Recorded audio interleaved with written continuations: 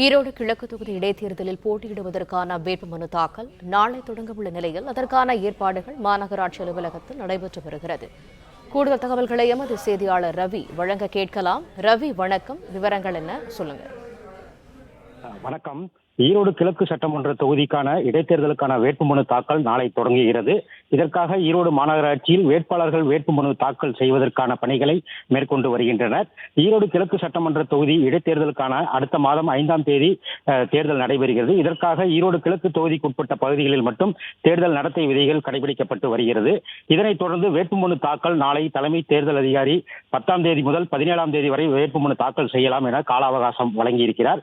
ஆனால் தமிழகத்தில் பொங்கல் பண்டிகை உள்ளிட்ட அரசு விடுமுறை காரணமாக 10ஆம் தேதி முதல் 17ஆம் தேதி வரை உள்ள இடைப்பட்ட தேதிகளில் 12, 14, 15, 16 ஆகிய 4 நாட்கள் அரசு விடுமுறை வருவதால் போட்டியிடக்கூடிய வேட்பாளர்கள் வேட்புமனு தாக்கல் செய்ய 10, 13, 17 ஆகிய 3 தேதிகள் மட்டுமே வேட்புமனு தாக்கல் செய்யக்கூடும் என மாவட்ட ஆட்சியர் ராஜகோபால் சுங்காரா தெரிவித்திருக்கிறார்.